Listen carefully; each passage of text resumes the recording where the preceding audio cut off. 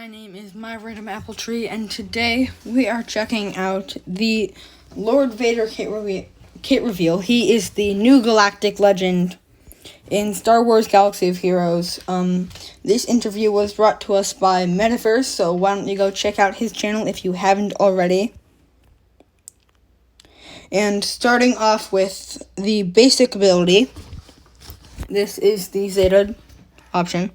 Deal physical damage to target enemy, and if Lord Vader has 30 or more stacks of underestimated, he deals damage again.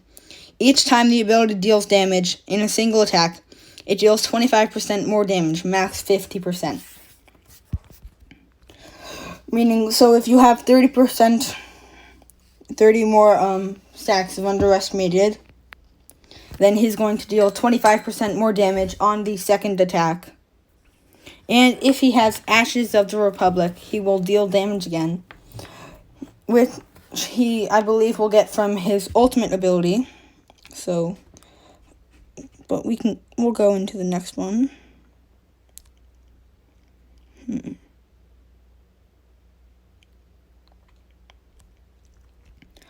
Dark Harbinger. Inflict buff immunity and healing immunity for 2 turns and deal physical damage to target enemy. This attack deals 20% more physical damage on subsequent uses, stacking max 5 stacks. Lord Vader gains 1% ultimate charge, and Empire and Darkside unaligned Force user recover 0.5% health for each stack of underestimated.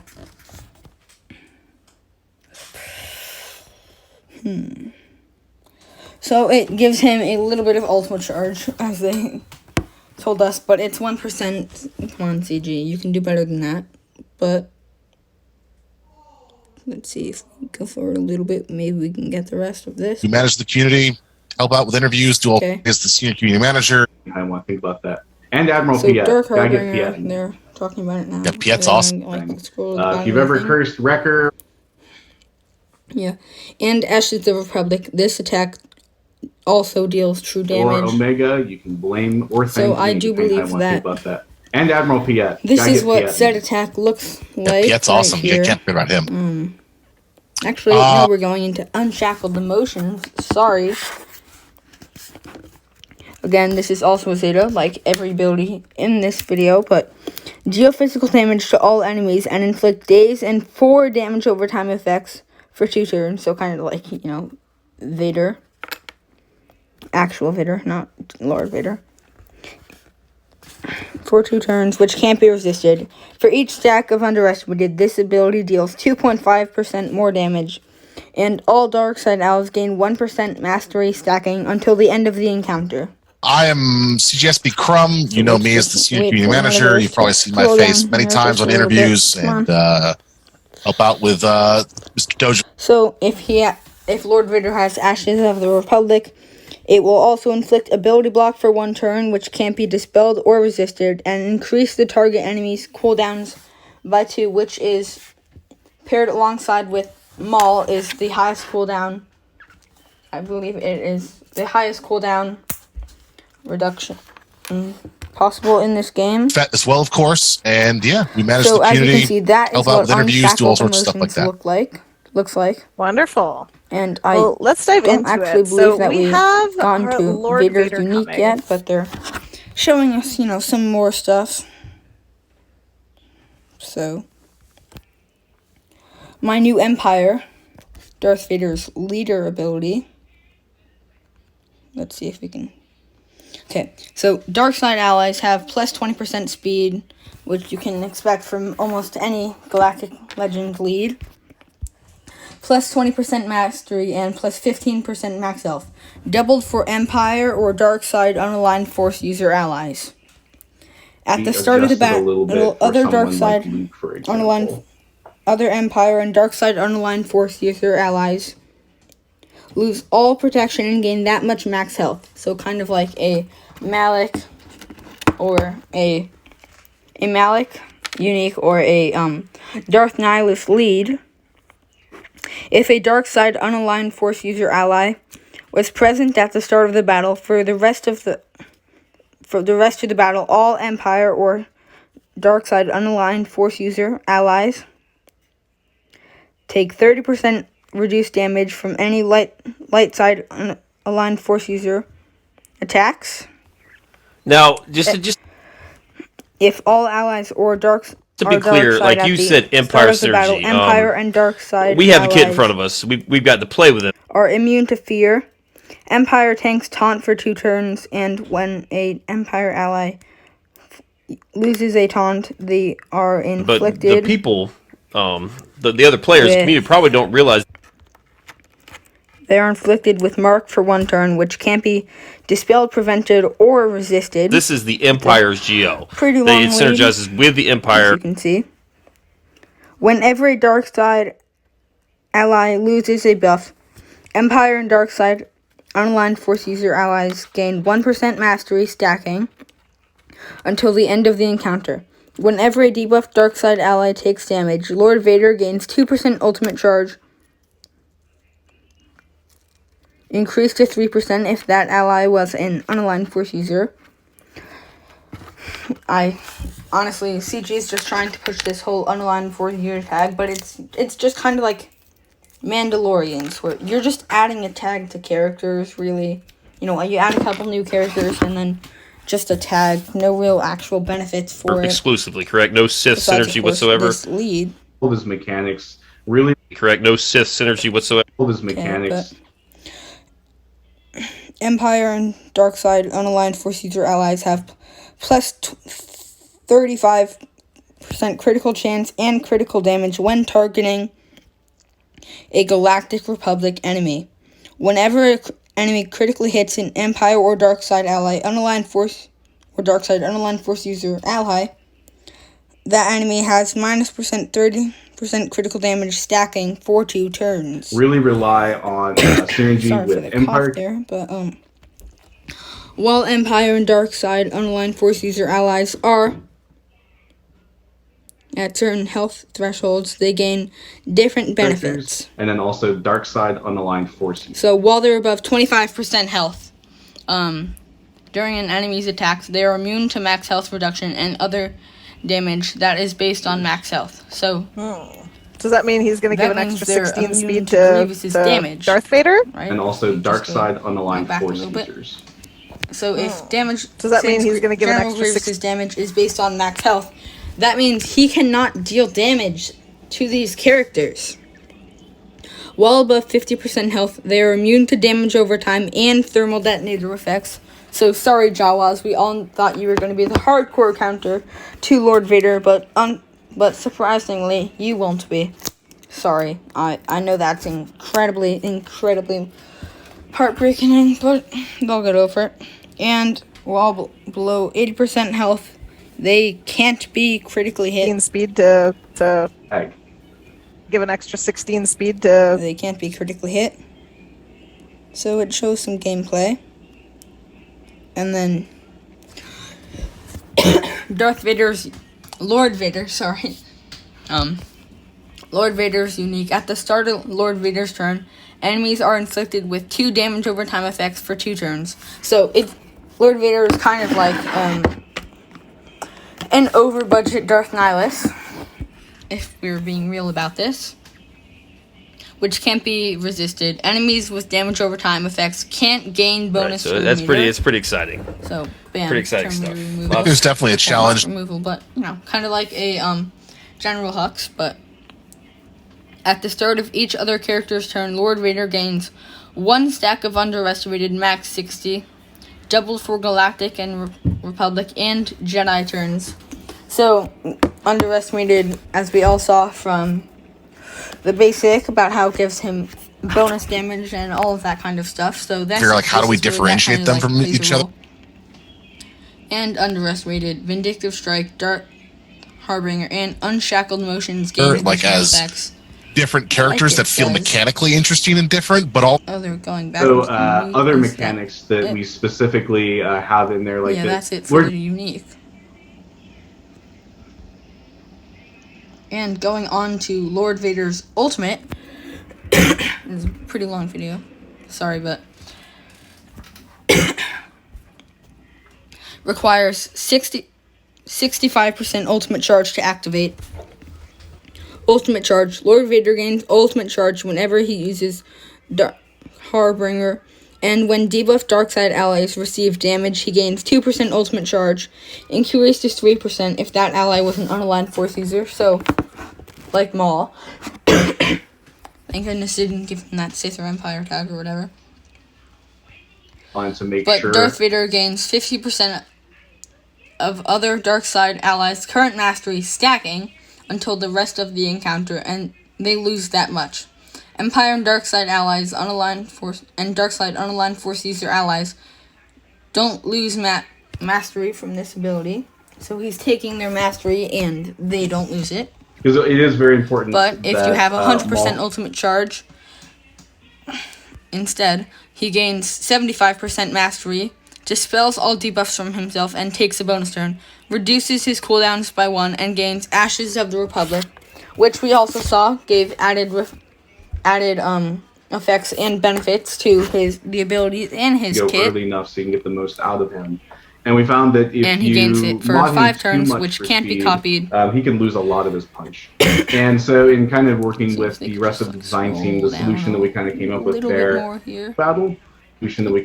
with there, is, as of right now, Lord Vader abilities gain additional effects. Enemies are defeated while this is active, can't be revived. Lord Vader is immune to ability block, healing immunity, and shock, and he can't gain ultimate charge. So kind of like General Kenobi's high ground buff. Let's just see if there's, any more details we need to know about. There. Going back into his leader again, we saw that. And why don't we go over here to his relics? We are now at Vader's relic, Lord Vader's glove. It happened. That gives him. Yeah, so we have I think this interview's going out on all that kind of stuff.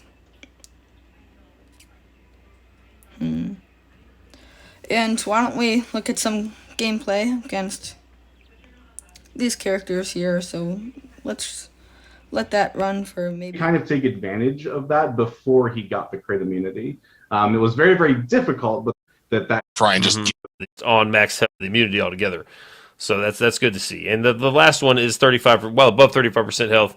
Enemies attacks, they are immune to max health reduction and other damages that are based on max health. So like shocks, so like exposed, things of that nature. Yeah, and specifically like Malik. Malik isn't going to be able to first turn just eliminate somebody. Although that was really funny to see in testing. Yeah, it's like the wording's a little bit different here. If there's like while above at 35%, while above 50%, and then while below 80%, which is kind of weird because some of like the Malik one is just like tiered down as you go down the thresholds here, whereas 2 of these are always active from when you're above this threshold, and then one of them gets activated a little bit later. We're gonna call this the anti-CLS leadership. You guys didn't want my rebels doing any damage at all, did you? That one's out.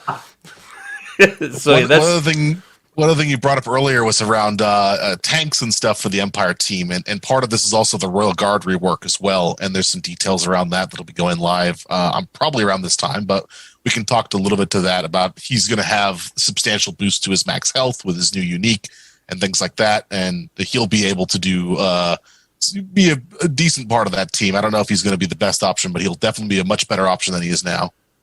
Yeah, just to speak to that a little bit more, Royal Guard did get a bit of a facelift, as Crumb said, and one of the intentions there is that he would be good under any Empire leader, but especially good with Lord Vader. And in testing, that's panned out really, really well. Man, exciting. I know, I didn't know that was happening, so that's just kind of a whoa moment. So, all right, Royal Guard. Very nice. Like that was one of my follow-up questions is, we have developed tons of these Empire units to get the other GLs, like Royal Guard, like, Director Krennic, like some of these other Tarkin, I was curious to see if any of them would actually fit with Lord Vader. It sounds like Royal Guard could possibly do so. There's a lot of options, which was really interesting during balance, by the way, because there's just a lot of really good Empire characters. You have Gideon, you have Thrawn. Like there are so many really good, potent Empire characters that that's another reason why when you look at Lord Vader and you're trying to discern, like, okay, what's the best Lord Vader team? The answer is there's probably quite a few of them, honestly.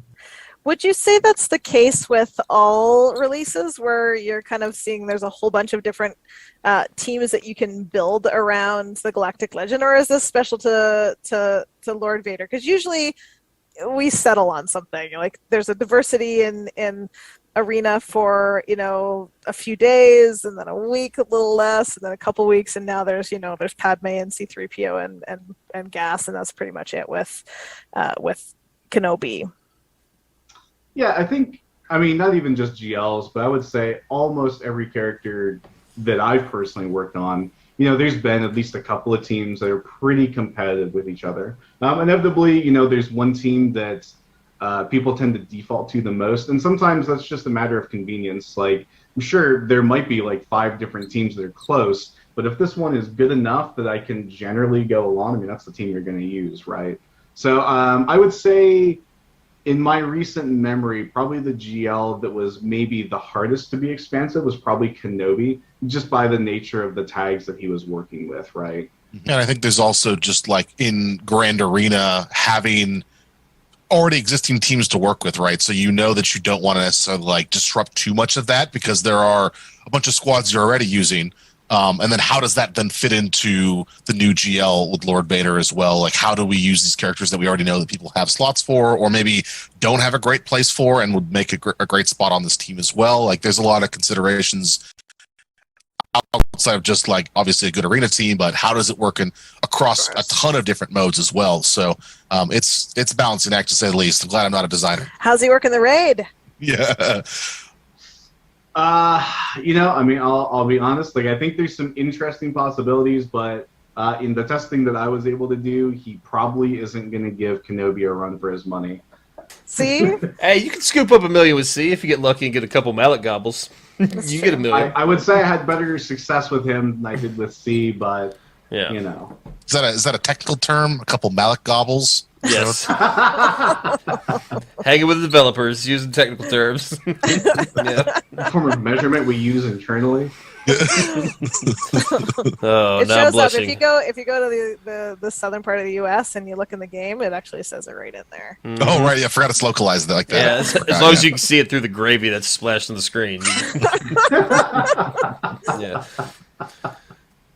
If you had to pick the team, what would be the team, and what would be your opening few moves for this?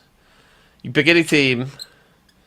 Just a good general place for people to start. Maybe it suffers. Maybe it's a little weaker against this team, a little better against this. Just a good starting 5 for somebody to get a good grasp of the kit. Sure, and we'll assume Maul isn't there at that point, because I mean Maul's just a shoe-in. So let's assume this is without Maul, right? Yeah. Admiral Piet, Darth Vader, Royal Guard, and then I'm gonna go with Moff Gideon. Piet, one of the really important things that he actually provides that I don't want to gloss over, because I think this is a really important part of the kit, is Lord Vader says that whenever a dark side ally loses a buff, Empire and dark side unwilling Force user allies gain 1% mastery stacking until the end of encounter. Piet has a very common buff called Emperor's Trap that works for this. Every time you're losing those stacks of Emperor's Trap, it's going to be charging that mastery. And so just very naturally, by having him around, that mastery is going to stack very, very quickly. And then Gideon will be able to provide a lot of crowd control, as well as a bit of the, even though the team doesn't have protection inherently, his ability to still kind of like give that bonus protection will work, which can be very helpful with kind of weathering a few of the larger storms, like a Rey Ultimate, for example. And then, Darth Vader needs no introduction on the many things that he can bring to the team. So, no Thrawn. What about Thrawn? Oh, I've got Thrawn in here, but Thrawn's kind of like my sideboard, Oh man, Thrawn on the sideboard. Thank you so much. So, for question watching this about video. If you did Piet's enjoy it, buffs. Let's say you get a couple turns off in a row.